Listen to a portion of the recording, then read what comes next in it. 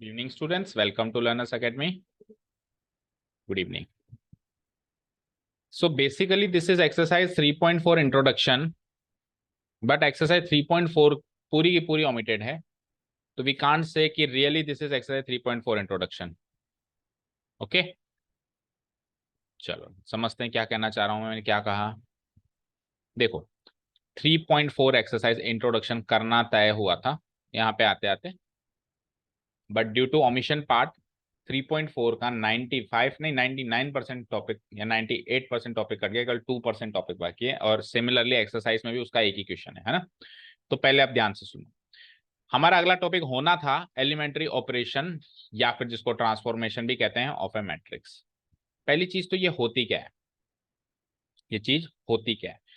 हम क्या करते हैं एक मैट्रिक्स में, हमको पढ़ना नहीं है बट ऐसे जनरल नॉलेज कोई पूछे होता क्या है तो आपको जनरली पता होना चाहिए. हम क्या करते हैं, लाइक ये 3x3 की मैट्रिक्स है, इसमें हम क्या करते हैं रोज एंड कॉलम्स को आपस में कुछ ना कुछ ऑपरेशंस लगा के इंटरचेंज करते हैं. लाइक सपोज करो अभी ये है रो 1, ये है रो 2 है, तो मैं क्या करूंगा अगली स्टेप में रो 2 की जगह रो 1 लिख दूंगा एंड रो 1 की जगह रो 2 लिख दूंगा. तो इसको माना जाएगा एक एलिमेंट्री ऑपरेशन या एलिमेंट्री ट्रांसफॉर्मेशन. क्या माना जाएगा, मैंने रो 1 को रो 2 से इंटरचेंज कर दिया, तो ये एक तरह का क्या है, एलिमेंट्री ऑपरेशन या एलिमेंट्री ट्रांसफॉर्मेशन. ठीक है, या फिर कॉलम को भी कर सकता हूं. सपोज करो कॉलम 2 को कॉलम 3 से इंटरचेंज कर दूं. ठीक है, सो देखो पहला एलिमेंट्री ऑपरेशन क्या होता है, R I interchange with R J. I कोई भी रो, जे कोई भी रो, और कॉलम भी कोई सा भी कॉलम और कोई सा भी. हाँ, रो को कॉलम से नहीं कर सकते, कॉलम को रो से नहीं कर सकते, रो को रो से एंड कॉलम को कॉलम से. एक चीज ये. दूसरी चीज ये, मैं ऐसे भी कर सकता हूं कि रो 1 को मैं रो 2 से जोड़ दूं, ऐड कर दूं, और फिर इसका जो आंसर आए वो चाहे तो मैं रो 1 में लिख दूं, चाहे तो मैं रो 2 में लिख दूं. ठीक है, लाइक मेरे को रो 1 में मेरे को दोनों को ऐड करके लिखना है, तो 1 और -1 क्या हो गया, 0. 2 प्लस रूट 3 को simply 2 plus root 3 and 1 plus 1 2. तो अब मेरी नई रो 1 ये हो गई. तो ये भी एक तरह का एलिमेंट्री ट्रांसफॉर्मेशन होता है. ठीक है, इनफैक्ट हम ये भी कर सकते हैं कि इन दोनों को जोड़ रहा हूं ना मैं, तो जोड़ने से पहले मैं इस रो 2 का 2 गुना कर दूं और फिर जोड़ूं. ये भी मैं कर सकता हूं कि रो 2 का क्या कर दूं, 2 गुना. जरूरी नहीं 2 गुना, एनी कांस्टेंट से मल्टीप्लाई करके, और फिर मल्टीप्लाई करके फिर आंसर है उसको जोड़ के फिर उसको रो 1 में लिखूं. ये भी एक तरीके का एलिमेंट्री ऑपरेशन होता है, और ये काम मैं कॉलम्स के साथ भी कर सकता हूं. अब ये तो सब इंटरचेंज करना, ये एलिमेंट्री ऑपरेशन तो होते तो हैं, बट अब सवाल ये आता है कि क्या हम ऐसे मैट्रिक्स में से कर सकते हैं क्या. हम ऐसे मैट्रिक्स, एक मैट्रिक्स गिवन है जिसकी पहली रो है 1 to 1. तो सपोज करो लेट अस से मैंने कहा, मैंने कोई भी मैट्रिक्स लिखी, लाइक यही मैट्रिक्स लिख दी मैंने a इक्वल टू. तो अगली स्टेप में इक्वल टू लगा के अगर मैं रो 1 और रो 2 को इंटरचेंज कर दूं, लाइक दिस -1 रूट 3 1 1 2 1 5 6 7, तो ये तो गलत होगा ना, ये मैट्रिक्स तो इसके इक्वल है ही नहीं ना. ये मैट्रिक्स तो, क्योंकि मैट्रिसेस इक्वल कब होती है, जब 1 to 1 हर एक एलिमेंट मैच करे, तो ये तो इक्वल है ही नहीं. तो फिर हम कब कर सकते हैं ये काम जो आप सर सिखा रहे हो या बता रहे हो, ये हम कब कर सकते हैं, ये हम एक मैट्रिक्स इक्वेशन में कर सकते हैं. किसमें कर सकते हैं ये काम, हम एक मैट्रिक्स इक्वेशन. देखो मेरी बात सुनो, मेरे पास अगर यहाँ पे x है, तो मैं मेरी मर्जी से x+2 नहीं कर सकता हूँ. x तो x ही है ना, +2 क्यों किया. लेकिन सपोज करो x इक्वल टू y है, तो मैं बोथ साइड्स +2 जरूर कर सकता हूँ. तो इक्वेशन बनते ही तो हम दोनों में दो दो जोड़ सकते हैं, दोनों में दो दो घटा सकते हैं, दोनों को जोड़ सकते हैं. लेकिन अगर इक्वेशन नहीं है, सिंपली एक बस एक्स रखा हुआ है, तो उसमें हम हमारी मर्जी से कोई जोड़ बाकी थोड़ा ना कर सकते हैं, उसकी वैल्यू चेंज हो जाएगी नहीं तो. सिमिलरली सिंगल मैट्रिक्स में ये एलिमेंट्री ऑपरेशन नहीं लगता, it is always performed in a matrix equation. जहां पे एलएचएस में एक मैट्रिक्स हो, जहां पे आरएचएस में एक मैट्रिक्स हो, इक्वल टू का साइन हो, तो अगर आपने इस एलएचएस में रो 1 को रो 2 से इंटरचेंज किया, तो आपको आरएचएस में भी रो 1 को रो 2 से इंटरचेंज करना पड़ेगा. या फिर कॉलम का आपने ट्रांसफॉर्मेशन किया तो इधर भी कॉलम का ट्रांसफर, यहाँ पे आपने रो 2 को रो 3 से जोड़ा तो उधर भी रो 2 को रो 3 से जोड़ना पड़ेगा. सिंपल सा लॉजिक है. दो मैट्रिसेस इक्वल हैं, तो यानी कि 1 to 1 सारे एलिमेंट इक्वल हैं. तो अगर मैं इसकी रो 2 को रो 1 से इंटरचेंज कर दूं और इसकी भी रो 2 को रो 1 से इंटरचेंज कर दूं, नेक्स्ट स्टेप में भी दोनों इक्वल है ना. मैं इन दोनों को ऐड करके किसी भी रो में रख दूं, इन दोनों को ऐड करके मैं किसी भी रो में रख दूं, ऑब्वियसली जो तीसरी स्टेप में मैट्रिसेस दिख रही है वो भी इक्वल है. So it can be performed only in a matrix equation. ठीक है, होता क्या है समझ में आया, कहां होता है समझ में आया. होता क्या है, बस रोज एंड कॉलम्स को आपस में इंटरचेंज करना, जोड़ बाकी करके इस तरीके के ट्रांसफॉर्मेशन या ऑपरेशंस लगाना. ठीक है, होता तो ये है एलिमेंट्री ऑपरेशंस. कहाँ होता है? एक मैट्रिक्स इक्वेशन में। अब सवाल आता है क्यों होता है, अब सवाल आता है क्यों होता है। तो एक ही इसका जवाब है, पढ़ना ध्यान से, एक ही इसका जवाब है, to find the inverse of a matrix, to find the inverse of a matrix. एक मैट्रिक्स का इनवर्स निकालना, एक स्क्वायर मैट्रिक्स, अच्छा इनवर्स हमेशा स्क्वायर मैट्रिक्स का होगा, ठीक है, इनवर्स हमेशा किसका होगा? स्क्वायर मैट्रिक्स का। उसका भी अभी कारण बताएंगे, क्योंकि आइडेंटिटी हमेशा स्क्वायर मैट्रिक्स में मिलेगी और इनवर्स तभी डिफाइंड है जब आइडेंटिटी डिफाइंड है, ठीक है ना। सो इनवर्स हमेशा स्क्वायर मैट्रिक्स को, तो एक स्क्वायर मैट्रिक्स गिवन है और कोई का इसका इनवर्स निकालो, तो आपके पास एक हथियार है एलिमेंट्री ऑपरेशंस। पर कट गया, कट गया तो क्या सर हम इस साल इनवर्स नहीं निकाल पाएंगे मैट्रिक्स का? निकाल पाएंगे। ये तो है हथियार नंबर एक। हथियार नंबर दो है डिटर्मिनेंट्स, जो नेक्स्ट चैप्टर में आएगा। वो सरल हथियार है, ये मुश्किल हथियार था, ठीक है। इनवर्स निकालने के दो तरीके, एक तो using elementary operations in a matrix equation, another one is using determinants, determinants के कॉन्सेप्ट्स। तो वो सेकंड वाला हथियार कटा नहीं कटा वो अभी डिटर्मिनेंट्स में देखेंगे। इधर काटा है तो ऑब्वियसली उधर नहीं काटा होगा, क्योंकि नहीं तो फिर इनवर्स निकालना ही नहीं सीखोगे आप, तो ऐसा कैसे होगा, है ना। तो टॉपिक ऐसे कैसे हटा सकता है कि मैट्रिक्स सिखाया उसका इनवर्स निकालना ही नहीं सिखाया। सो वहां पे होना चाहिए, ऑब्वियसली यहाँ पे काट दिया। तो अब मैं एलिमेंट्री ऑपरेशंस क्या है, कहाँ है और क्यों है बता चुका हूं, तो अब इसका जिक्र कहीं नहीं होगा टोटल कोर्स में, क्योंकि है ही नहीं। अब क्यों था? To find the inverse of a matrix. तो अब अपन बात मुद्दे, ये नहीं कटा, इनवर्स ऑफ ए मैट्रिक्स या इन्वर्टिबिलिटी नहीं कटा, है ना, एलिमेंट्री ऑपरेशन से कट गया। बाकी इनवर्स ऑफ ए मैट्रिक्स तो कोर्स में है, एलिमेंट्री ऑपरेशन से निकालना नहीं है। तो इनवर्स तो है ना, तो इनवर्स तो सीखना पड़ेगा। सो द हमारे जो कोर्स में टॉपिक माना जाएगा वो ये माना जाएगा, ये तो नहीं माना जाएगा, क्या माना जाएगा? ये तीन चार तरीके के एलिमेंट्री ऑपरेशन है, कभी आपको फुर्सत मिले तो आप पढ़ के देख सकते हो। ये इन्वर्टेबल मैट्रिसेस ये जरूर हमारे कोर्स में टॉपिक माना जाएगा। और आपने जब फिल्टर करके देखा तो उसमें भी आप कह रहे हो कि इन्वर्टिबिलिटी है। तो देखो हमको क्या करना है आगे, एलिमेंट्री ऑपरेशंस बिल्कुल नहीं लिखना। कभी एक्स्ट्रा पढ़ने के मन में करे तो मुझे बता देना, पढ़ा दूंगा, सारे बता दूंगा ये, है ना। कहीं ना कहीं तो अटकोगे, 100% है, कहीं ना कहीं डरा रहा हूँ, हाँ? तो देखो हम क्या करेंगे, पहले तो टू द कोर्स, मतलब अटकोगे इन द सेंस फ्यूचर में, कभी इस ट्वेल्थ में नहीं अटकोगे, क्योंकि ट्वेल्थ में तो कोर्स हट गया तो फिर क्वेश्चन क्यों आएगा। और अगर ऐसा कोई ट्वेल्थ में कोई टॉपिक कभी भी आएगा जो हट चुका है और मुझे लगता है कि इसके क्वेश्चंस ट्वेल्थ में आगे कहीं काम आएंगे, तो वो तो मैं तो पढ़ाता ही हूँ, वो तो मैं कभी नहीं छोड़ता। लेकिन अभी elementary operation entirely different topic है, केवल मैट्रिक्स निकालने में काम में आता है। मैट्रिक्स इसने इस मेथड से ना निकल के दूसरे मेथड से निकलवा ली, तो ये अब ट्वेल्थ में नहीं आएगा, ठीक है। आगे कभी मन करे तो फिर आना। हाँ जी, how to apply elementary operations भी नहीं, एलिमेंट्री ऑपरेशंस ही नहीं है तो अप्लाई करना क्यों सीखे, ठीक है। तो सीधे आ जाओ, इनवर्स एंड इन्वर्टिबिलिटी ऑफ मैट्रिसेस। शुरू करूं मैं कहानी। तो बेटा अगर मेरे पास एक स्क्वायर मैट्रिक्स है किसी भी ऑर्डर की, 2x2 या 3x3 ऑर्डर की, मेरे पास एक स्क्वायर मैट्रिक्स है, ठीक है, कुछ भी एलिमेंट्स डाल दिए 1 2 3 4 5 6 7 8 9, लेट्स से ये ए मैट्रिक्स है। तो क्या ये मैट्रिक्स इन्वर्टिबल है? सवाल नंबर एक, सवाल नंबर एक, is A an invertible matrix? क्या ए एक इन्वर्टिबल मैट्रिक्स है? सवाल नंबर एक।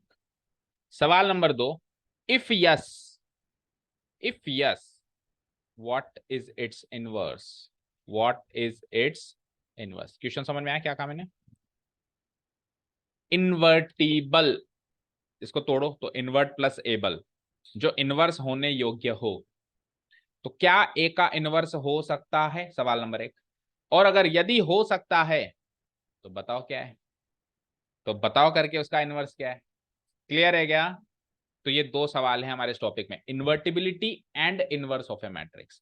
तो पहले मैं चेक करूंगा, आपके क्वेश्चन क्या आएगा कि चेक करके बताओ कि इन्वर्टिबल है या नहीं है। तो पहले तो मैं क्या करूंगा, चेक करूंगा, चेक करने के दौरान ही उसका इनवर्स मिल जाएगा। मिल जाता है तो कह दूंगा है, नहीं मिलता है तो कह दूंगा नहीं है। तो सवाल नंबर दो तो एक तरीके से एक एक्स्ट्रा इक्वेशन, मतलब सवाल नंबर दो तो एक तो इस सवाल नंबर दो का आंसर भी सवाल नंबर एक के आंसर में मिल जाएगा, क्योंकि जब मैं इन्वर्टिबल है या नहीं है ये जानने निकलूंगा ना, तो मैं यही चेक करूंगा कि इसका इनवर्स है क्या। अगर इसका इनवर्स होगा तो ही मैं कहूंगा कि हाँ ये इन्वर्टिबल है। ठीक है, यहां तक क्लियर? ओके। अब चेक करते हैं कि ये इन्वर्टिबल है या नहीं है। वो कैसे चेक करते हैं? सो उसके लिए ध्यान से सुनो। फर्स्ट ऑफ ऑल, जब हम इनवर्स की बात कर रहे हैं जब हम एक मैट्रिक्स के इनवर्स की बात कर रहे हैं तो सबसे पहली चीज वो मल्टीप्लिकेटिव इनवर्स की बात कर रहे हैं। कौन से? क्योंकि इनवर्स दो तरीके के सीखे हमने, एडिटिव इनवर्स। एडिटिव इनवर्स क्या होता है कि ऐसी क्या चीज ऐड करें कि आइडेंटिटी मिले, एडिटिव आइडेंटिटी मिले। मल्टीप्लिकेटिव इनवर्स क्या होता है? ऐसी क्या चीज मल्टीप्लाई करें कि मल्टीप्लिकेटिव आइडेंटिटी मिले। एडिटिव आइडेंटिटी ओ होता है, null matrix zero, real numbers की दुनिया में जीरो, मैट्रिक्स की दुनिया में ओ।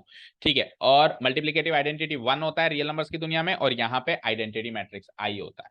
ठीक है। तो बेसिकली मुझे ऐसी मैट्रिक्स सोचनी है बी, मान लो बी नाम की ऐसी मैट्रिक्स अगर मौजूद है जो इससे मल्टीप्लाई होके आइडेंटिटी दे, जो इससे मल्टीप्लाई, और मल्टीप्लाई भी दोनों तरीके से, कॉम्यूटेटिव तरीके से, इधर से भी और इधर से भी। दैट मीन्स ए से अगर बी मल्टीप्लाई होके इधर से भी और इधर से भी आइडेंटिटी मैट्रिक्स देती है, तब तो ए इन्वर्टिबल है और ये जो बी मिली यही इसका इन्वर्स है।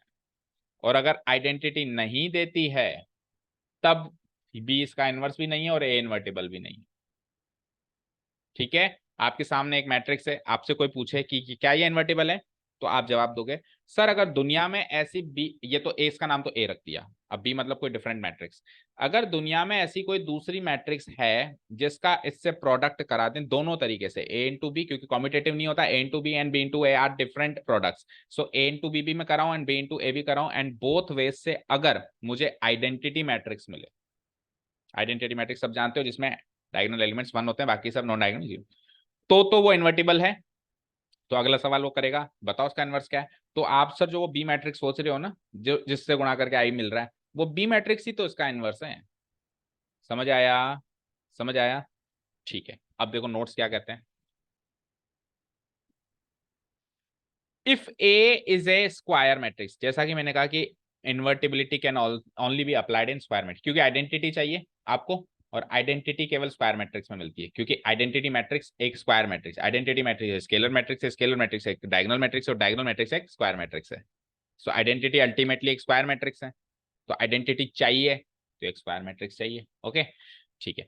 सो अगर ए एक स्क्वायर मैट्रिक्स है किसी भी ऑर्डर की, एम नाम के ऑर्डर की, तो हम कह सकते हैं कि मैट्रिक्स ए इन्वर्टिबल है। कब कह सकते हैं? If there exist another square matrix B, अगर ऑफ सेम ऑर्डर एम, अच्छा उसका ऑर्डर भी सेम होना चाहिए, जो बी मैट्रिक्स आप ढूंढ रहे निकले हो ना, वो भी पहली बात स्क्वायर होनी चाहिए और उसका ऑर्डर भी वही होना चाहिए जैसा ए का है। ठीक है ना?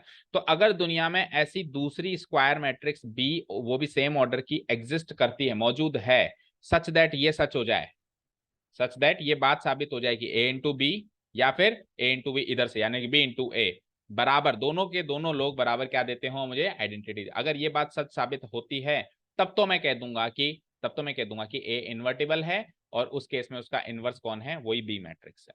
ठीक है। तो इसके आगे क्या लिखेंगे हम?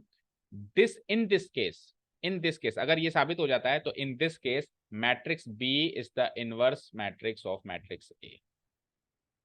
ठीक है। उस केस में वो ए इन्वर्टिबल मानी जाएगी, देखो ऊपर लिखा है मैंने, then we can say that matrix A is invertible if अगला काम हो जाए, ये काम हो जाए, यहां से लेकर और यहां तक का काम हो जाए, ऐसी मैट्रिक्स बी मिल जाए ताकि ये साबित हो जाए, तो मैट्रिक्स ए इन्वर्टिबल होगा, और इन्वर्टिबल होगा तो उसका मैट्रिक्स कौन होगा? वो जो बी मिला वो मैट्रिक्स बी ही इसका मैट्रिक्स ए का इन्वर्स होगा। ओके। और मैट्रिक्स की दुनिया में मैट्रिक्स इन्वर्स लिखने का तरीका ये होता है, पावर -1 लगाना। उसका भी कारण है, उसका भी कारण है कि सर ये क्या तरीका हुआ इन्वर्स लिखने का, उसका कारण सुनो। हम बात कर रहे हैं, मैंने क्या कहा, इन्वर्स का मतलब जब कुछ भी ना गए तो मल्टीप्लिकेटिव इन्वर्स, तो मल्टीप्लिकेटिव इन्वर्स पावर -1 ही तो होती है। बताओ मल्टीप्लिकेटिव 5 का मल्टीप्लिकेटिव इन्वर्स क्या होगा? -5। मल्टीप्लिकेटिव इन्वर्स क्या होता है? आप एडिटिव इन्वर्स बता रहे हो, एडिटिव इन्वर्स जो जुड़ के जीरो दे, मल्टीप्लिकेटिव इन्वर्स जो मल्टीप्लाई होके 1 दे, तो बताओ 5 इंटू 1 1, 1 आना है, आना है, तो क्या किससे गुणा करूं? क्या होगा इसका मल्टीप्लिकेटिव इनवर्स? बेटा दोनों को पनिशमेंट मिलेगी। कितनी बार बताया है, multiplicative inverse is nothing but the reciprocal. 5 को 1/5 से मल्टीप्लाई कराओ, 1 नहीं मिलेगा क्या? बोलो सृष्टि। 5 को 1/5 से मल्टीप्लाई कराएंगे तो 1 मिलेगा, मिलेगा। सो 1/5 इसका मल्टीप्लिकेटिव इनवर्स होगा। मल्टीप्लिकेटिव इनवर्स रियल नंबर्स की दुनिया में एक्चुअली रेसिप्रोकल ही होता है, होता है। तो मुझे बताओ मल्टीप्लीकेटिव इनवर्स ऑफ 5 क्या, आंसर क्या दोगे? कोई पूछे what is the multiplicative inverse inverse of 5, तो बोलो आंसर क्या दोगे? 1/5। 5 का मल्टीप्लीकेटिव इनवर्स 1/5। अच्छा देखो इधर, देखो स्क्रीन पे, 1/5 को मैं 5 की पावर -1 नहीं लिख सकता? तो हिंट मिल गया कि उधर इस तरीके से क्यों लिखते हैं अपन इनवर्स, क्योंकि मल्टीप्लीकेटिव इनवर्स एक्चुअली पावर -1 ही होता है। तो एक तरीका, इसका मतलब ये नहीं है कि यहाँ पे 1/a है, इसका मतलब ये नहीं है कि यहाँ पे 1/a है ना, ये लिखने का तरीका है। और ये तरीका वहां से कॉपी, उस तरीके से कॉपी किया है, क्योंकि मल्टीप्लीकेटिव इनवर्स बोले तो रेसिप्रोकल, और रेसिप्रोकल यानी कि पावर ऑफ -1, तो वो उस तरीके को कॉपी किया है। बट इसका मतलब 1/a नहीं, क्योंकि ये तो मैट्रिक्स है। हाँ, कोई नंबर होता 5 की पावर -1 तो वो 1/5 होता है, कोई नंबर होता 7 की पावर -1 तो वो 1/7 होता है, लेकिन मैट्रिक्स ए की पावर -1 1/a नहीं होता, उसका मतलब है ए इनवर्स। ठीक है, क्लियर है, कोई डाउट नहीं है? बोलो। तो यहाँ पे ए का इनवर्स कौन मिलेगा? वो बी मिलेगा। अच्छा उल्टी बात भी कह सकता हूं कि बी का इनवर्स ए मिलेगा, दोनों बातें कह सकते हैं, ए का इनवर्स बी और बी का इनवर्स ए, और ए और बी दोनों के दोनों इन्वर्टिबल, दोनों के दोनों इन्वर्टिबल। समझ आया क्या बच्चों? बोलो। ऑल्सो देखो दूसरी बात भी हम कंक्लूड कर सकते हैं कि मैट्रिक्स बी भी इन्वर्टिबल है। हम एक इन्वर्टिबिलिटी चेक कर रहे थे, बी को ढूंढ रहे थे, बी मिल गया ना, तो अब वो जो मिला वो भी इन्वर्टिबल है, और मैट्रिक्स ए ही इस मैट्रिक्स बी का, क्योंकि जब भी कोई मैट्रिक्स इन्वर्टिबल होती है तो अगला सवाल आता है बताओ उसका इनवर्स। तो अगर मैट्रिक्स बी इन्वर्टिबल है तो इसका इनवर्स कौन है? मैट्रिक्स ए जो ओरिजिनल गिवन थी, यानी कि बी इनवर्स को मैं क्या लिख सकता हूँ? ए लिख सकता हूँ। बोलो कोई डाउट? ये हमारी invertibility and inverse of a matrix खत्म होता है यहाँ पे। ठीक है, अब है कि how to find the inverse using elementary operations. तो यूजिंग एलिमेंट्री ऑपरेशंस तो कोर्स में ही नहीं है, क्योंकि एलिमेंट्री ऑपरेशंस ही कोर्स में नहीं है, तो एलिमेंट्री ऑपरेशंस को यूज करके इनवर्स निकालना भी ऑब्वियसली कोर्स में नहीं है। तो इनवर्स निकालेंगे हम, डोंट वरी, सस्पेंस बनाए रखो, डिटर्मिनेंट्स पढ़ लें उसके बाद हम इसका इनवर्स निकालेंगे। ठीक है, कहने का मतलब है बेटा, मेरे को अगर यहाँ पे एक मैट्रिक्स गिवन है, जैसे कि अभी मैंने एग्जाम्पल रखा था 1 2 3 4 5 6 7 8 9, ऐसी कोई मैट्रिक्स गिवन है, तो मैं ऐसी मैट्रिक्स ढूंढ के निकाल के दिखाऊंगा आपको, जिसको इससे गुणा करके मैं आइडेंटिटी बना सकूं, दैट मीन्स 1 0 0 0 1 0 और 0 0 1 बना सकूं। ये मैट्रिक्स ढूंढनी है। अब दो तरीके थे इसको ढूंढने के, एक तो एलिमेंट्री ऑपरेशन जो कट गया, तो हाल फिलहाल अपन इसको पॉज मारेंगे कि नहीं अभी नहीं आता कोई तरीका ढूंढने का। कॉन्सेप्ट पता है कि ये मैट्रिक्स इससे मल्टीप्लाई होकर आई देगी, तो ये इन्वर्टिबल है और ये इसकी इनवर्स है, ये कॉन्सेप्ट पता है, बट करेंगे नहीं, हम निकालेंगे नहीं, क्योंकि वो टॉपिक कट गया। Clear? Clear up to now? Quickly come to the exercise, और वो जो एक आखिरी क्वेश्चन है वो बिल्कुल आपके बेसिक नॉलेज जो अभी पढ़ाया उस पर बेस्ड है, चेक करो।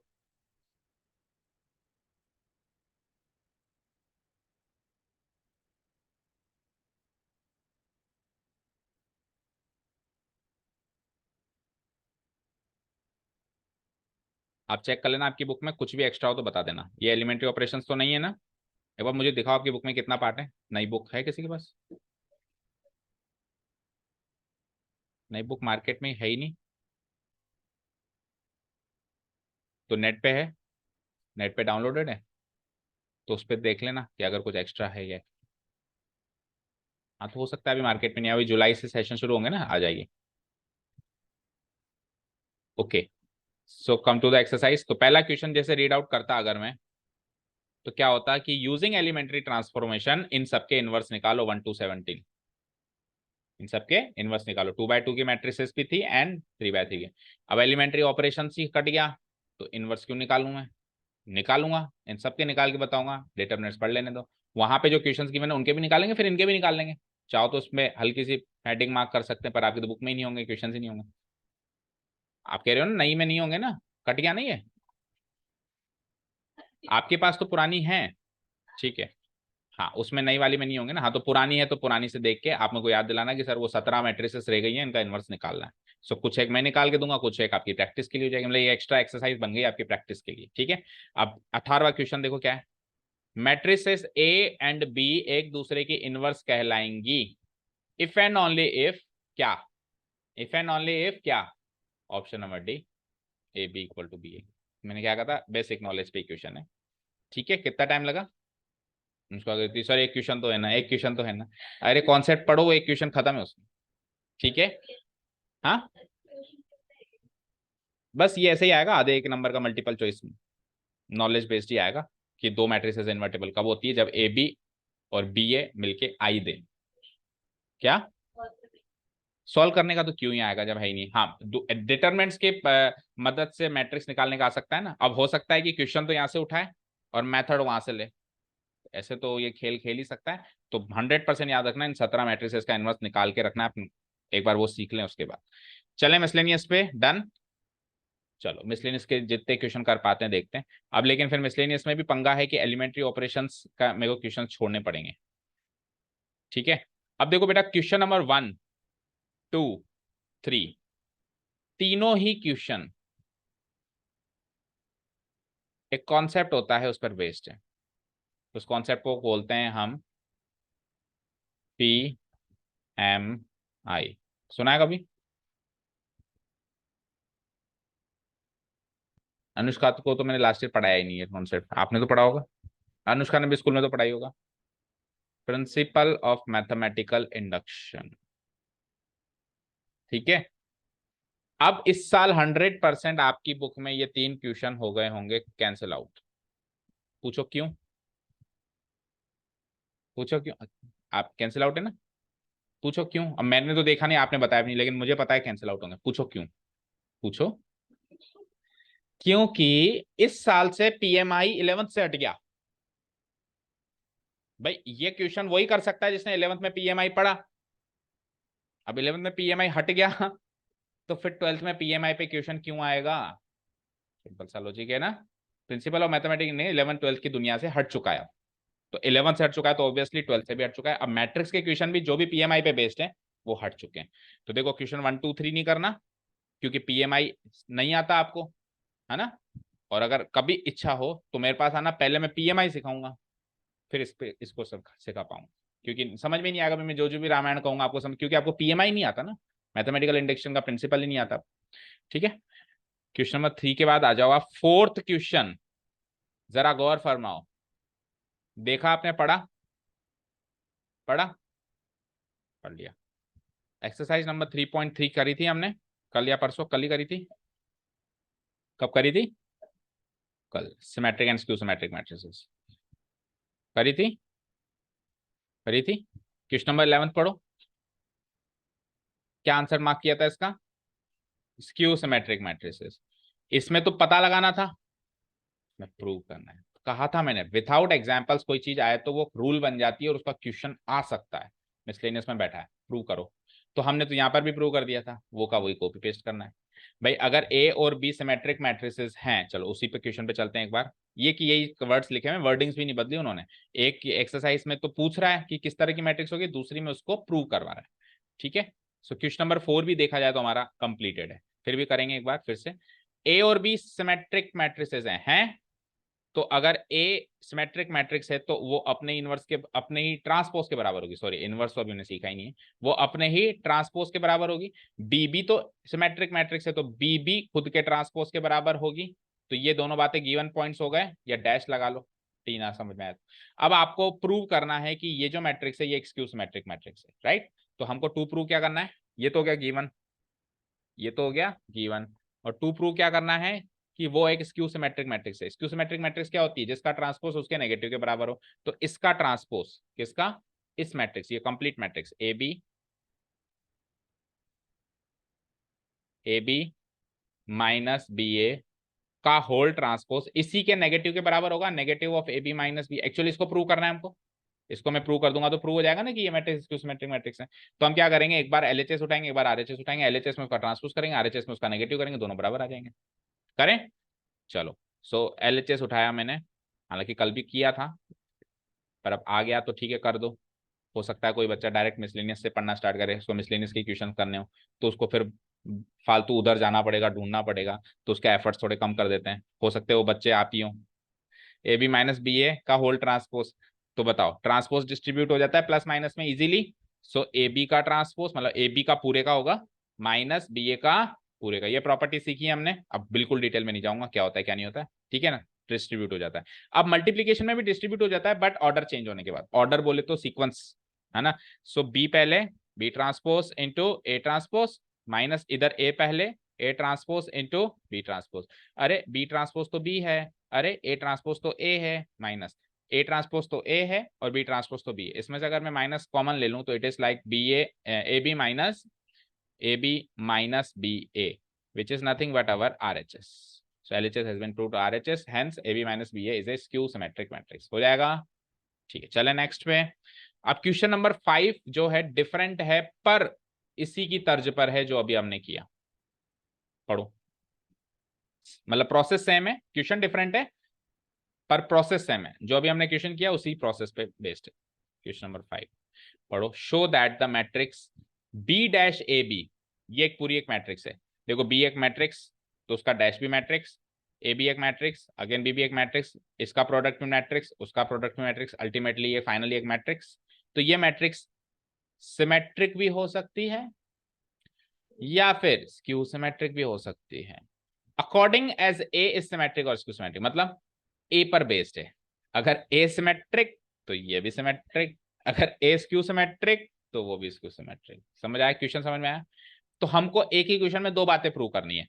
पहली बात, हमको ए को सिमेट्रिक रखते हुए इसको सिमेट्रिक प्रूव करना है। दूसरी बात, ए को स्क्यू सिमेट्रिक रख के उस पूरे को स्क्यू सिमेट्रिक प्रूव करना है। क्वेश्चन समझ आया अच्छे से? Okay fine.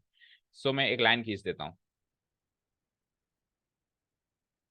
पहली बात तो ए सिमेट्रिक है, तो ए सिमेट्रिक है तो बोलो क्या होता है सिमेट्रिक? अगर ए है तो ए इक्वल टू ए डैश होगा। और दूसरी बात क्या है? ए स्क्यू सिमेट्रिक है। दूसरी पार्ट में या दूसरे केस में ए क्या है?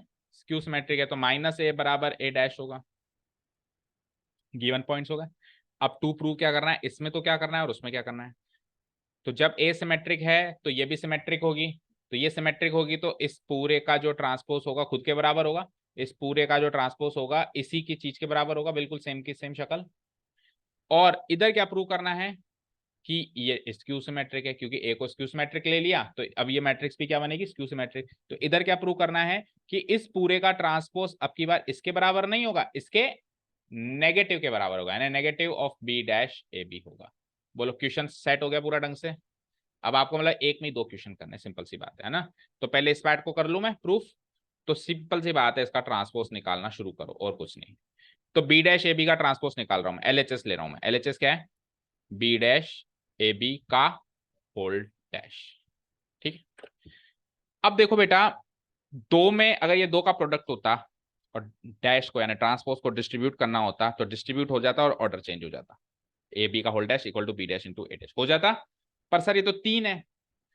तो एक काम करते हैं, हमारी सहूलियत के हिसाब से हम तीन में से किसी भी दो को एक यूनिट मान लेते हैं और एक को एक यूनिट मान लेते हैं। और यहां पे सहूलियत लग रही है ए बी की, तो ए बी को एक मैट्रिक्स मान लेते हैं और बी डैश को दूसरी मैट्रिक्स मान लेते हैं। तो ए बी अगर सिंगल मैट्रिक्स है तो ऑर्डर चेंज होगा ना, प्रोडक्ट हो रहा है, इन दोनों का भी तो प्रोडक्ट हो रहा है। सो ए बी पहले आएगा, बी डैश बाद में आएगा और दोनों का ट्रांसपोज होगा होगा ठीक है। कहने का मतलब ये है कि मैं इसको अगर क्लैरिफाई करूं तो मैं बी डैश को तो सिंगल मैट्रिक्स मान रहा हूं, ए बी को दूसरी मैट्रिक्स मान रहा हूं और इस पूरे का होल डैश कर रहे हैं। तो अब ए बी पहले आएगा और उसका whole dash into B dash का बी डैश। ये तो बी डैश तो मैट्रिक्स है और इसका भी, भाई ये ऊपर वाला डैश भी तो डिस्ट्रीब्यूट होगा दोनों पे, होगा नहीं होगा? सो बी डैश का बी डैश। समझ आया? ओके। अब ए बी का होल डैश अब डिस्ट्रीब्यूट करो, क्या होता है? B dash into A dash और इधर बी डैश का डैश बी। अच्छा जी, मुझे गिवन है कि ए और ए डैश बराबर है तो ए डैश की जगह ए लिख सकता हूं, गिवन है ना इस वाले केस में। सो बी डैश, ए डैश की जगह क्या लिख दिया मैंने? ए। चेक करो, यही आ रहा है अच्छे से, बी डैश ए। तो एक मैट्रिक्स का ट्रांसपोज उसी के बराबर आ गया, यानी कि वो मैट्रिक्स क्या है? सिमेट्रिक मैट्रिक्स है। तो हेंस मैं क्या लिख दूंगा? Hence this matrix B dash A B is a symmetric matrix. इधर आए, इधर अब इधर ट्रांसपोज निकालते, देखिए क्या होता है। तो आप ये मानते हो, देखो इधर जब मैं इसका ट्रांसपोज निकाल लूंगा तो इस स्टेज तक तो सेम ही आएगा, लेकिन अब ए डैश की जगह इधर ए रखा था, इधर माइनस ए रखूंगा। इधर ए रखा था, इधर माइनस ए। तो इस स्टेज पर आके बी डैश इंटू माइनस ए इंटू बी होगा। अब माइनस ए का मतलब है माइनस वन इंटू ए। अब product of to matrices, like मेरे पास प्रोडक्ट ऑफ टू मैट्रिसेस है ए बी, तो मैं माइनस वन मल्टीप्लाई कराना है, माइनस वन तो स्केलर है ना, तो मैं ए से कराऊं या बी से कराऊं कुछ फर्क पड़ता है क्या? स्केलर मल्टीप्लीकेशन में कुछ भी फर्क नहीं पड़ता, स्केलर मल्टीप्लीकेशन तो कम्यूटेटिव भी होता है, मैट्रिक्स मल्टीप्लीकेशन कॉम्यूटेटिव। तो ये माइनस साइन हटा के मैं बाहर लगा दूं तो कोई फर्क पड़ेगा क्या? Minus of B dash into A B, और यही मेरा RHS है इस केस में। चेक करो, हो जाएगा, और बाकी इतना काम तो सेम चलेगा ही चलेगा। ठीक है, तो B dash A B symmetric या स्क्यू सिमेट्रिक होगा, डिपेंड करेगा कि ए सिमेट्रिक या स्क्यू सिमेट्रिक है। ए सिमेट्रिक तो वो उस पर बेस्ड हो रहा है, वो भी सिमेट्रिक, और ए स्क्यू सिमेट्रिक तो वो उस पर बेस्ड है, वो भी स्क्यू सिमेट्रिक। ठीक है, क्लियर है, चले आगे। ठीक है, सो 5 क्वेश्चंस कर लिए, मतलब 2 ही क्वेश्चंस किए, पर इस एक्सरसाइज के हिसाब से हमने 5 कर लिए। सिक्स्थ देखो, सिक्स्थ पढ़ो। एक्स वाई और जेड की ऐसी वैल्यूज बताइए ताकि ये मैट्रिक्स जो है इस इक्वेशन को सेटिस्फाई करे, यानी इस मैट्रिक्स का जो डैश है उसको ए से मल्टीप्लाई करूं तो आई मिले। अब हमेशा ए डैश ए इक्वल टू आई नहीं होता, हमेशा ए डैश ए इक्वल टू आई नहीं होता, ये तो केवल इस इक्वेशन के मतलब के पर ये प्रॉपर्टी लागू हो रही है, इस इक्वेशन के हिसाब से हो रहा है। ठीक है, तो हमको तो कुछ नहीं करना, ए गिवन है, ए डैश निकाल सकते हो, निकालो, करो, बोलो क्या आएगा। 0 2 y कॉलम में आ जाएगा, z x y minus z x minus y z, ये हो गया ए डैश। अब क्या करना है, ए डैश इंटू ए करना है आपको, सो इसको इससे मल्टीप्लाई करना है, तो 3/3 से मल्टीप्लाई हो सकता है, सो मैं शॉर्ट में कर देता हूँ, ये 3/3, ये भी 3/3, सो ए डैश इंटू ए करने जा रहा हूँ। तो रो किसकी लोगे, कॉलम किसकी लोगे? रो लेंगे ए डैश की, पहले वाली मैट्रिक्स की, कॉलम लेंगे हम इसकी। ठीक है, सो ए डैश ए की वैल्यू लिखने जा रहा हूँ मैं, चेक करते हैं। हाँ जी, तो रो तो इसकी और कॉलम इसकी करूँ, वैसे अमूमन रो इसकी कॉलम इसकी लेते हैं, लेकिन अब ए डैश इंटू ए हो रहा है, ए इंटू ए डैश नहीं हो रहा है। सो 0 × 0 0, एक्स इंटू एक्स क्या होगा, x square, and x into x again x square, तो एक्स स्क्वायर 2x² लिख दूं सिंपली। आप 2 3 स्टेप में करके आना एग्जाम में, है ना, ऐसे इतना शॉर्ट मत करना। ठीक है, चलो अब कॉल रो 1 तो सेम रहेगी, कॉलम शिफ्ट हो जाएगा, कॉलम 2 पे आ गया मैं, बोलो, करो फटाफट। तो 0 × 2y 0, x into y x y, और x into minus y minus x y, तो x y minus x y 0, fine. ठीक है, अब थोड़ा स्पीड पकड़े क्योंकि पूरे 9 एलिमेंट्स लिखने। चलो करो, 0 × z 0 minus x Z plus x Z, cut के 0। अब शिफ्ट कर दो रो नंबर 2, रो नंबर 2 से तीनों कॉलम पकड़ो फटाफट। पहला column 2y × 0 0, x y minus x y, यानी कट के 0। चलो अब आओ कॉलम 2, तो 2y × y 2y square, y into y y square, और minus y into minus y again y square. So कितने वाई स्क्वायर हो गए, फिर से आओ, फिर से आओ। 2y × 2y 4y स्क्वायर है, 2y × 2y कितने वाई स्क्वायर है, 4y स्क्वायर, फिर y × y अगेन एक वाई स्क्वायर है, 5y स्क्वायर हो गए, and then minus y into minus y again y square है, तो 6y स्क्वायर हो गया क्या, 4 और 1 और 1, बोलो सृष्टि, हो गया 6। कॉलम नंबर 3 की बात करते हैं। सो 2y × z, 2yz लिख देता हूँ, 2yz, then y into minus z minus y z, and minus y into z again minus y z, cut गए, 2yz minus y z minus y z, ये minus 2yz हो गया, cut के 0। ठीक है, तो ये वाला एलिमेंट भी हो गया मेरा 0।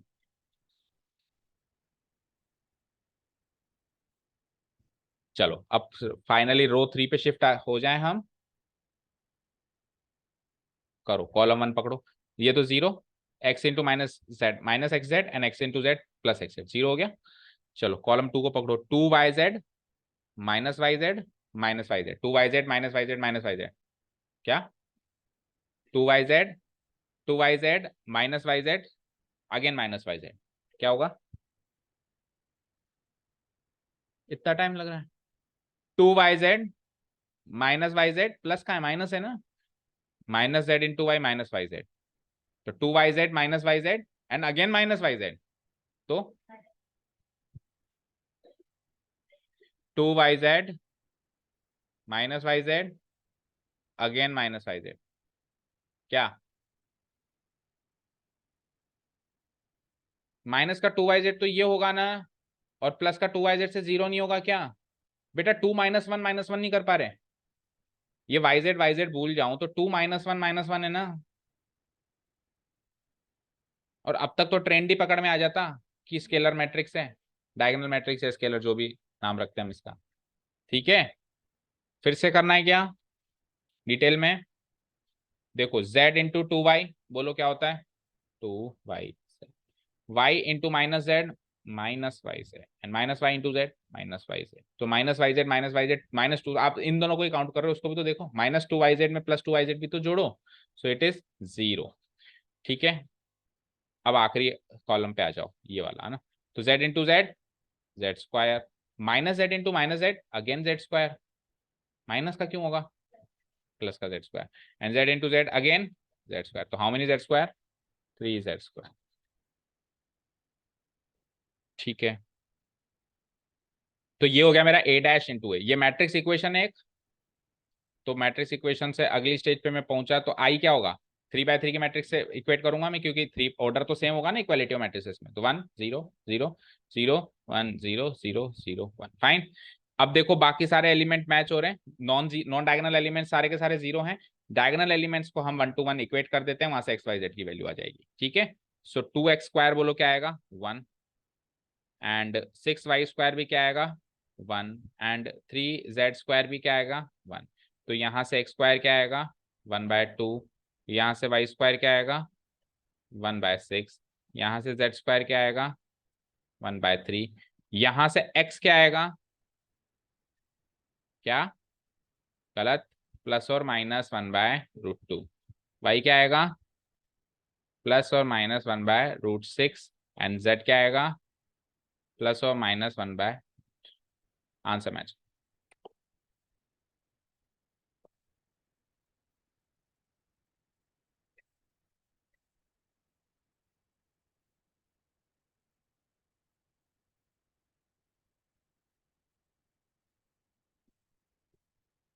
Find the values of x y z है ना बेटा, 6 क्वेश्चन देखो।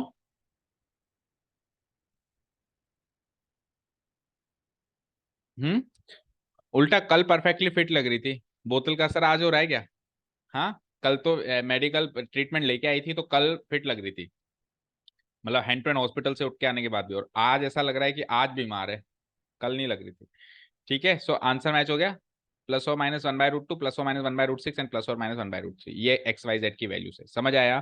कुछ भी नहीं है, मैट्रिक्स इक्वेशन को बस सॉल्व करते जाओ, एलएचएस को आरएचएस के बराबर रखते जाओ। तो एलएचएस था ए डैश ए, तो चाहो तो रफली पहले निकाल के आ जाओ ए डैश ए, और डायरेक्ट पुट अप कर लो, या फिर रखने के बाद सॉल्व कर लो, एज यू विश। आई की वैल्यू रखनी है आपको, वो आपको सोचना है। अगर इधर 3/3 के मैट्रिक्स है तो आई की भी ऑर्डर आपको 3 लेनी है, फिर 1 to 1 एलिमेंट मैच करना है, वहां से missing components x y z A B के जो भी वो पूछे निकाल सकते हैं। ठीक है, नेक्स्ट क्वेश्चन देखो। टोटल क्वेश्चंस कितने में से? 15। क्वेश्चन नंबर 7 देखते हैं। For what values of x this must be equal to 0। Same to same question आ गया। तीन मैट्रिसेस का प्रोडक्ट जो है वो नल मैट्रिक्स आएगा, ये ओ है ना, ये 0 नहीं है। मैट्रिक्स को मैट्रिक्स से इक्वेट कर सकते हैं। ठीक है, तो हम तो एलएचएस उठा के सॉल्व करना शुरू कर देते हैं, जो आंसर आएगा उसको नल मैट्रिक्स से इक्वेट कर देंगे। सर कौन से ऑर्डर की नल मैट्रिक्स ले? जिस ऑर्डर की इधर आएगी, क्योंकि इक्वालिटी ऑफ मैट्रिसेस में ऑर्डर सेम होना चाहिए। सर तीन मैट्रिक्स को तो प्रोडक्ट करना आपने सिखाया नहीं, तो मैंने नहीं सिखाया हो, लेकिन आप ऐसे कर सकते हो ना, इन दोनों को प्रोडक्ट कर लो और फिर जो आंसर है उसको इग्नोर, या फिर ऐसे भी कर सकते हो कि पहले इन दोनों को प्रोडक्ट कर लो और फिर जो आंसर है। लेकिन आप ऐसे नहीं कर सकते कि पहले इन दोनों को प्रोडक्ट कर लो, क्योंकि कॉम्यूटेटिव नहीं होता, मल्टीप्लीकेशन। ठीक है, एसोसिएटिव लॉ लग सकता है बस। एसोसिएटिव लॉ क्या कहता है कि इस पर ब्रैकेट लगा लो या फिर इस पर ब्रैकेट लगा लो। एसोसिएटिव लॉ यही करता है, कॉम्यूटेटिव लॉ फॉलो नहीं होता मल्टीप्लीकेशन में, एसोसिएटिव लॉ फिर भी फॉलो होता है। तो टेल मी क्या करें, पहले इसको इससे करवा दूं? बोलो, तो इसका ऑर्डर चेक करो, और इसका तो पॉसिबल है क्या पहले तो बताओ? पहले चेक करो पॉसिबल है क्या, फिर ये बताओ कि ऑर्डर क्या बनेगा रिजल्टेंट मैट्रिक्स का। 3 से 3 मैच हुआ, पॉसिबल है, और रिजल्टेंट मैट्रिक्स का ऑर्डर क्या बनेगा? 1/3। 1/3 यानी कि इस तरीके की कोई मैट्रिक्स बनेगी, और उसके आगे जो है वो कॉपी पेस्ट हो जाएगा, क्या लिखा हुआ है? 0 2 x, आगे ओ। ठीक है, चलो ये बनाओ। अब मैं कैसे बनाएंगे? रो 1 कॉलम 1, सो रो एक ही है और कॉलम एक एक एक डिस्ट्रीब्यूट हो जाएंगे। सो करो, 1 into 1, 1 into 1, 2 into 2, और 1 into 1 करो। 1 4 and 1 6। अब कॉलम 2 पे डिस्ट्रीब्यूट करो इस रो को। सो 1 2, अच्छा ये तो 0 0 है, तो 0 0 तो कुछ मैटर नहीं करता, 1 into 2 2, और फाइनली इस पे जाओ तो 1 into 0 0, 1 इंटू 0 0, 2 1 जा 2, 2 1 जा 2, 2 2 2 एंड 2 4। फाइन, हो गया इसका काम। ये 1/3 ऑर्डर की बनी, और ये जो है 3/1 ऑर्डर की है। अगेन इसका प्रोडक्ट पॉसिबल है, देखो 3 3 मैच कर रहा है। और अब आंसर 1/1 की मैट्रिक्स, पूरे चैप्टर खत्म हो गया लेकिन 1/1 की मैट्रिक्स पहली बार बना रहे हैं। एक ही एलिमेंट है, छोटी सी, और ऑब्वियसली वो कैसे आएगा, इस रो को इस कॉलम से मल्टीप्लाई करके आएगा। आएगा, करो। 6 इंटू 0 0, 2 2 जा 4, 4x जा 4x, तो 2 2 जा 4 था ना, 4 प्लस 4x, 4 प्लस 4x होगा 4 प्लस 4x। ये एक ही एलिमेंट है, ये 1/1 की मैट्रिक्स। ये क्या है, 1/1 की मैट्रिक्स। अब उधर जीरो ओ नल मैट्रिक्स को डिफाइन करें, तो नल मैट्रिक्स यानी सारे एलिमेंट्स जीरो, लेकिन ऑर्डर मैच करना पड़ेगा, तो 1/1 की मैट्रिक्स बनेगी। तो इधर एक मैट्रिक्स बना दूं 1/1 की, उसका एक ही एलिमेंट है, उसको भी जीरो रख दूं, तो 4 प्लस 4x की वैल्यू जीरो हो गई। इक्वालिटी ऑफ मैट्रिक्स के हिसाब से क्या मैच होना चाहिए, ऑर्डर मैच होना चाहिए, और फिर अंदर के एलिमेंट्स मैच होने चाहिए। ठीक है, यहाँ से ये मिला, यहाँ से ये मिला, ये तो क्वेश्चन था ही सही, ठीक है ना। Implies 4 plus 4x equal to 0। क्या x की वैल्यू नहीं निकाल सकते यहाँ से? इससे सरल काम होगा कोई 10th 12th क्लास में कि 4 प्लस 4x इक्वल टू 0 है, तो x की वैल्यू निकालो, क्या आएगी, -1, निकाल लेना। ठीक है, समझ आया? तो इजी क्वेश्चन है। मिसलेनियस तो ऐसे मानो है ही नहीं है, मिसलेनियस कहते हैं कि इसको, इसको मिसलेनियस कह सकते हैं? बताओ, मिसलेनियस का लेवल जानते हैं हम। चलो 8th क्वेश्चन बोरिंग सा क्वेश्चन है, क्योंकि ऐसा क्वेश्चन हमने एक्सरसाइज में किया हुआ है, शायद 3rd एक्सरसाइज में ही किया हुआ है। ठीक है, but the good news is कि यहाँ पर 2/2 की मैट्रिक्स है, तो हमको ज्यादा जोर नहीं आएगा। ठीक है, 3/3 में आता है। चलो फटाफट से करो। तो a² निकालो, -5a निकालो, और 7 आयोटा निकालो। आयोटा नहीं, सॉरी, आई निकालो, 7i निकालो। सो a² निकालो सबसे पहले। तो a² को क्या लिखते हैं अपन, a इंटू ए यानी दोनों मैट्रिक्स को एक दूसरे के बगल में सजा के रख दो। 3 1 -1 2, अगेन 3 1 -1 2, करो फटाफट। और 2/2 की मैट्रिक्स बनेगी अगेन।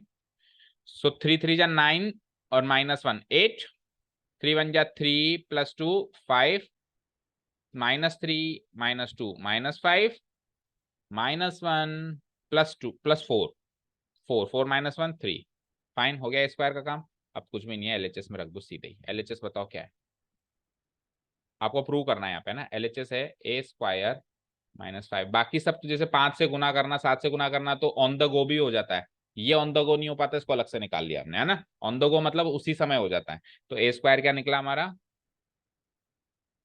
8 5 -5 3, देन -5 से कर दो लगे हाथ मल्टीप्लाई, प्लस -5 से मल्टीप्लाई करो इसको। -5 3 जा -15, -5 1 जा -5, -5 -1 जा +5, एंड -5 2 जा -10, और लगे हाथ 7 आई है, तो क्या हो जाएगा, 7 0 0 7 0 0 7।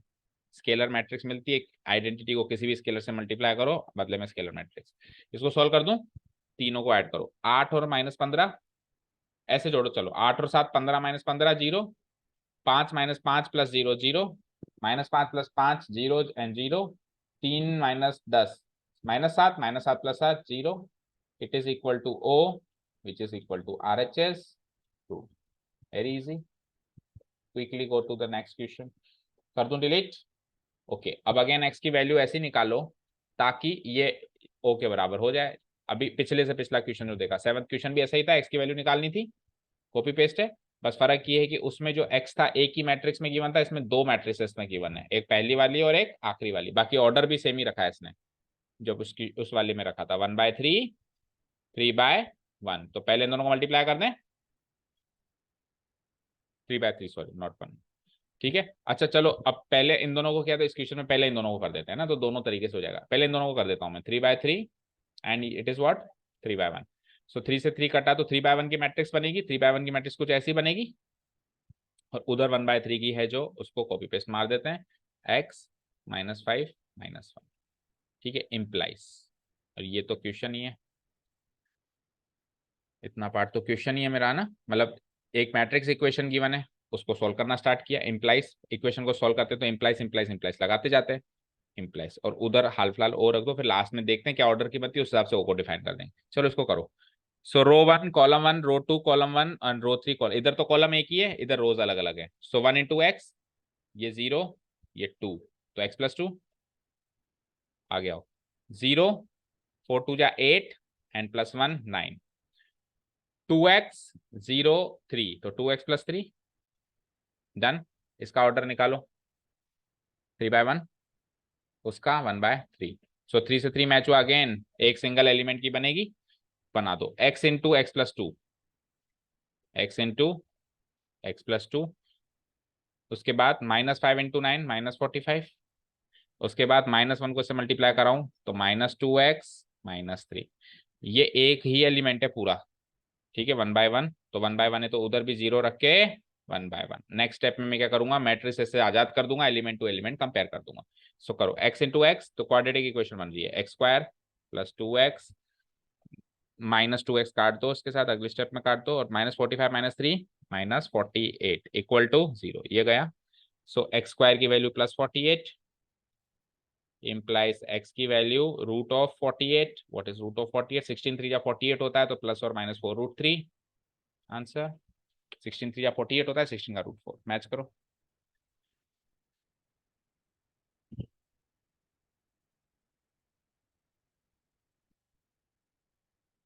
मैच हो गया, +or -4 √3।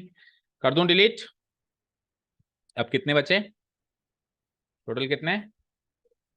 15। इसमें तो 14 एंड 15 तुम एमसीक्यू से, 13 में एमसीक्यू है। और 12th करना नहीं है, तो ईएमआई से काटो उसको, PMI लिख के छोड़ो। लेकिन आप आपकी अपडेटेड में जो जो भी मैं कटवा रहा हूँ प्लीज मैच कर लेना, कहीं क्या पता ऐसे कहते आपने तो पढ़ी थी ना लास्ट ईयर, आप तो करो। हाँ, इस साल घटा है PMI, लास्ट ईयर थोड़ा ना घटा था, तो आपको कहते कि आप तो पढ़ो, आप क्यों नहीं पढ़ रहे हो, आप तो करो इन क्वेश्चंस को। बट ऐसा होना नहीं चाहिए, है ना, क्योंकि वो 11 12 साथ में ही काटते हैं, 11 से जो 12 पे बेस्ड टॉपिक से हैंड टू हैंड एलिमिनेट होता है ना। फिर भी आप देख लेना भाई। सो कौन सा बचा आप क्वेश्चन? कल टेस्ट दे सकते हो क्या इसका? अभी क्या कर रहे हैं हम? अच्छा चलो, तो एक काम करो फिर, डू वन थिंग, घर जाओ और पढ़ो, 9 तक अभी करते हैं, है ना। कितने क्वेश्चन, एक दो तीन क्वेश्चंस बचते हैं, ये 3 क्वेश्चंस प्लस आपके डाउट्स कल लेंगे और परसों टेस्ट लेंगे, ठीक है डन।